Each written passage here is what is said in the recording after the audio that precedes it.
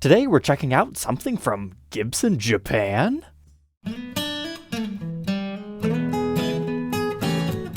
Welcome back, Troglodytes, to your daily dose of guitar information, the Trogly's Guitar Show. Today we're talking about a Japan-exclusive Epiphone ES-355 that is the signature for Shinichi Ubukata. He's well known for playing within the band's L Garden, as well as more recently, Nothing's Carved in Stone, and he's kind of a big deal in Japan, as this is his third signature guitar within the Gibson family of brands, and we'll learn all about those today. But even if this artist's name doesn't sound familiar with you, if you're a fan of Dave Grohl, I think you might like this guitar.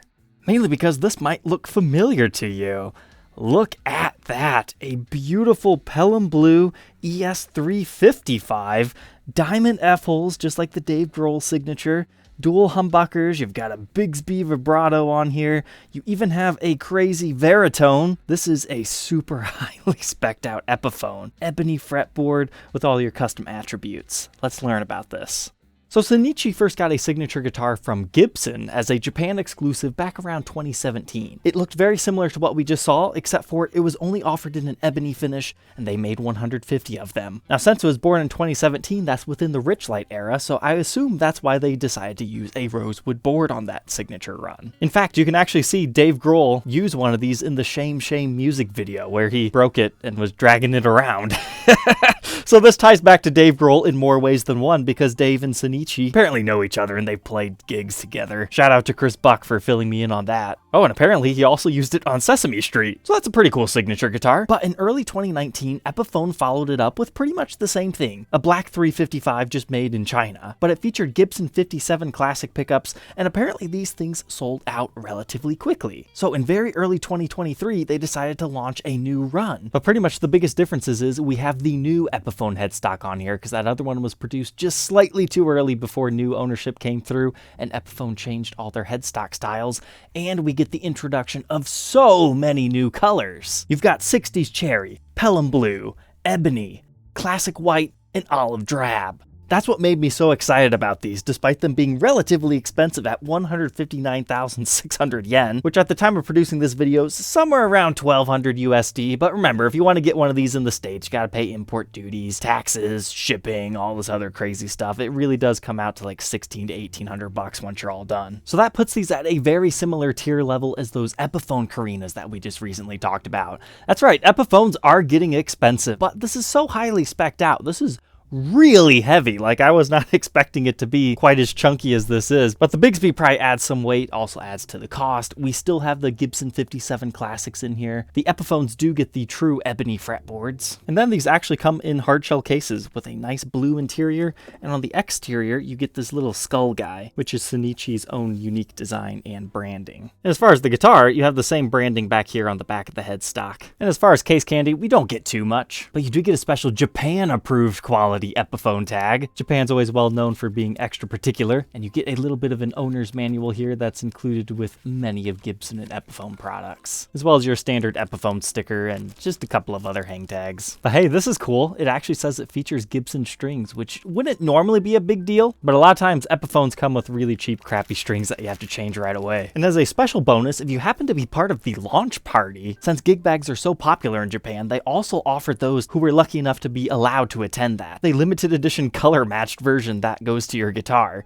But I decided to buy not one, but two of these because the colors are just so great. And with the Gibson Dave Grohls being so expensive on the used market, and the fact that there's currently not an Epiphone one in production, maybe we'll get graced with those later on, these are like a good tide you over in a slightly higher upscale version. But besides the blue one, I decided to pick up the classic white. This thing's really sweet because it's a slightly off-white color, but then you get the bone-colored binding. It definitely has its own vibe. However, for this review and demo, I'm going to continue on with the blue one, mainly because the whole white balance issue with my camera and white guitars is always annoying. But this one definitely gives you the DG vibes, whereas this has a lot of Trini Lopez within it. But overall, first impressions here, I am very impressed. I was a little bit scared paying this much for Epiphone sight unseen, I won't lie, but so far the quality feels like it's there. It feels like a solid guitar. But let's go ahead and throw it on the workbench to take an individual look at its parts and specs, and then get to a playing demo to fully judge these.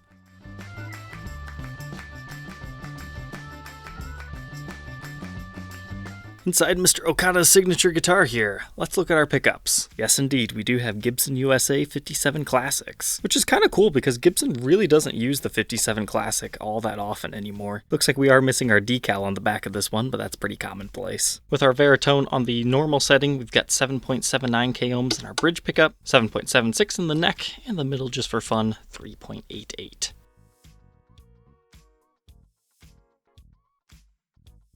We've got our QR code as well as our serial number and other identifying marks to this particular model. And if we slightly lift up the sticker here, you can see how long the neck tenon is. Doesn't quite completely fill the long neck, but it's definitely in there a little bit. Now normally these electric Spanish guitars have maple poplar maple sandwiches for a pressed form top, and then you get the spruce bracing and then the maple center block. However, the spec sheet of this one just says laminated maple, so I'm not entirely sure if it actually has that spruce layer. This might just be all maple. Then you can see our bracing as well as the choke for our Veritone over here.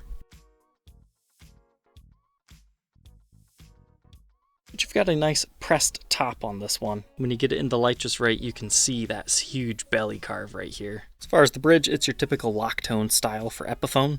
Looks like an ABR1, but it's a little bit different in branded Epiphone. It's 2 volumes, 2 tones, 1 set for each pickup. Pretty standard stuff here. Bridge, middle, neck positions on your toggle switch, and you get your Veritone, which just slowly chokes the sound. Typically someone will like 2 or 3 of settings out of here, and then you won't ever use the other ones. But this is not a stereo output jack, it's just mono. And now, since this guitar does have a center block, if you're not a big fan of Bigsby's, you could take that off and have this drilled for a stop bar stud. Or put a trapeze tailpiece on here and it would kind of cover some of these holes, but that's what you'd be left with. 2 small snake bites, as people call them. But you'll notice the Bigsby itself actually has these foam pads. That's designed to not mess with your finish and scratch it up. However, they always react to the finish, so even if you take this off, you can see a small area where the finish has been kind of scuffed / reacted to it. So that's something else you would have to live with. That's why when anybody's considering putting one of those Vibramate Bigsbys on their guitar, because it doesn't require this, it just secures using the stop bar studs, that's something you still have to worry about. But this is not a formal Bigsby, it's a Bigsby licensed version. However, there's actually a feature about this one that I like better than stock Bigsbys. Normally it's a big pain to get the ball end of the string on those barbs that they secure to, but this one they're extra long, so it's not quite as difficult to get that on. But the function is about the same, it just utilizes a spring over here, which then moves your strings. We've got one more cool thing that we need to discuss on the top here. So this is what it looks like if you were to take that pickguard off. But the pickguard's ultra cool. Take a look at this. We have the same aged color binding used for the pickguard, whereas like most Gibsons, they'll just use a stark white one. So the fact that they use the same one right here, it really does give it that aged look. It's a shame we couldn't have a slightly yellow lacquer over top of this blue to give it a slight green hue. But if you want a green one of these, just get the olive drab. But this definitely looks handcrafted back here. And I like this, it looks like a piece of salmon. And inside your F-hole over here, it says inspired by Gibson. So not inspired by Gibson Custom Shop, but inspired by Gibson Shinichi Ubukata 355. Very cool, but I'm not satisfied. Let's get the endoscope out. We'll start on the bass side sound hole. What we're seeing right here is the maple center block that we had talked about, and then the bracing on the top and bottom side of it. Up along here we can see the maple edges and some of the kerfing that they've got. Although kind of surprisingly, they don't have it running all along the edge. But as far as the other areas that you normally see it, it's there. Looking down by the tailpiece, it looks like they stopped a little bit short there too.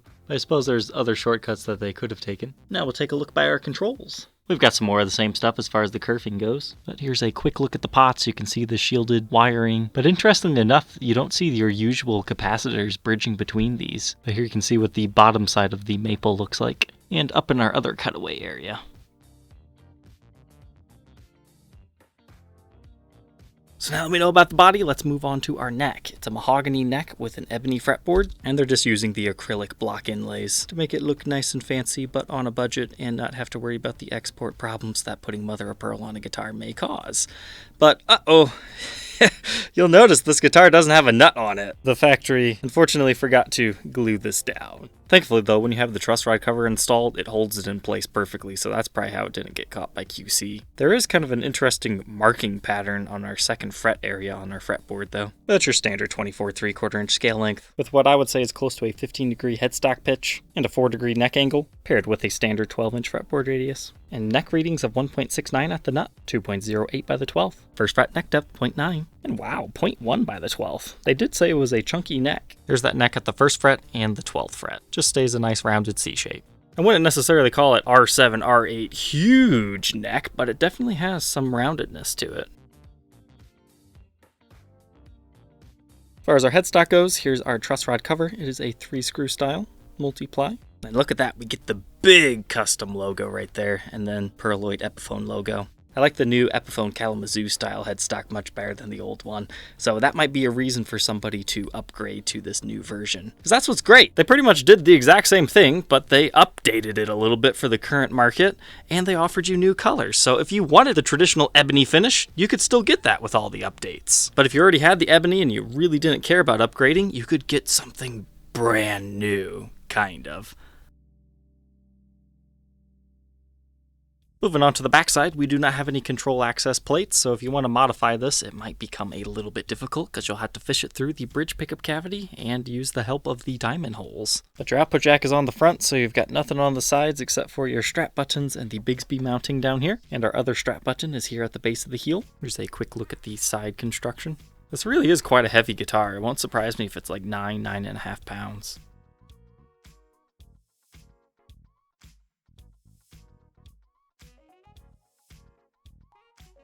This is a full-on gloss finish, all the models are. Got our inspection sticker as well as the handcrafted in China logo we were talking about earlier, and we've got Grover tuners on this one stock from the factory, but no serial number on the backside of the headstock because it's in the sound hole.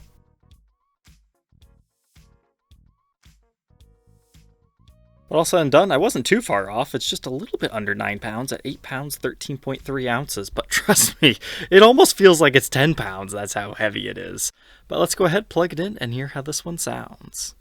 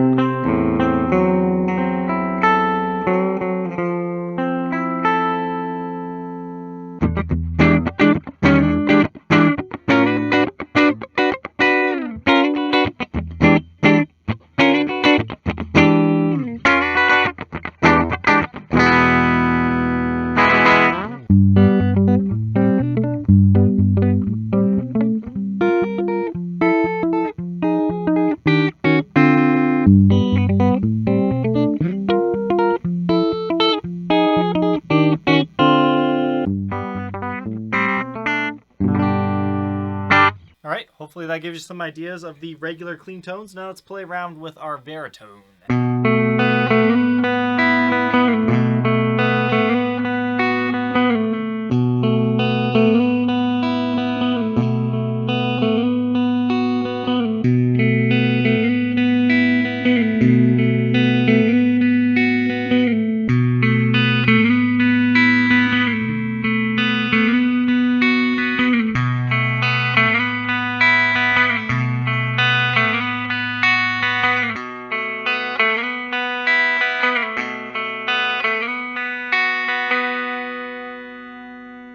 Quite a wide range of tones.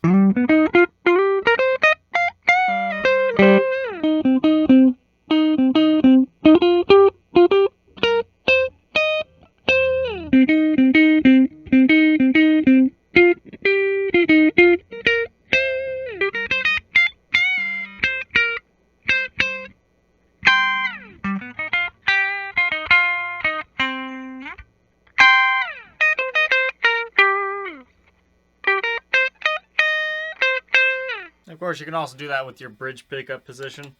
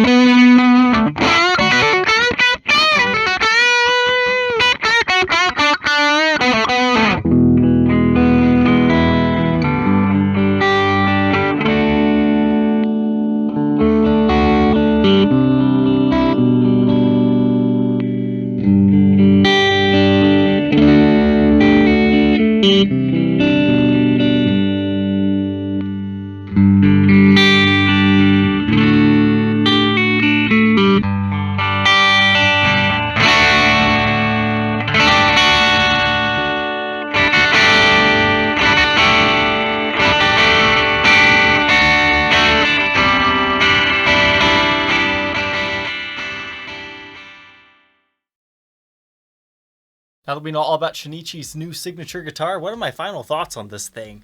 Was it my favorite Epiphone I've ever played? Nah, unfortunately not. I don't know, I'm not the biggest ES-355 fan out there, but I love, absolutely adore the looks of this thing. They've got the whole multiply on the front, the 3-ply binding on the back, the Trini Lopez diamond F-holes that are bound, and it's incredibly well spec'd with the 57 classics and all your fun baritone stuff. But I don't really use a Bigsby too much. I could care less about the baritone. It's fun to demo occasionally, but I don't think I would ever need it on one of my personal guitars. So if all these specs sound great to you, yeah, try it. But honestly, I didn't really like the way this one plays. I feel it needs a little bit more of a setup. And despite it coming from the factory with Gibson strings, I don't know, they just still don't quite feel right. I think sometimes it just has to do with the environment that they were put on and the fact that it was shipped from Japan to the US. That's why it's really not that big of a deal to have Gibson strings stock, because usually you'll want to replace your strings anyways. And ultimately, even though I love the Dave Grohl signature blue one, I've really come to appreciate this whole bone white color on this one. Reminds me of the Jerry Cantrells that we've reviewed and documented.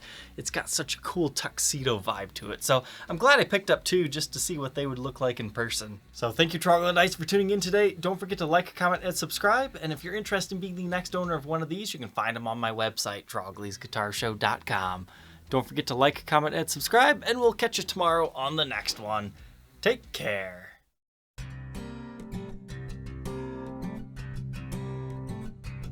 If you enjoyed tonight's episode, consider subscribing. I post videos like this every day. And you might even enjoy this next one.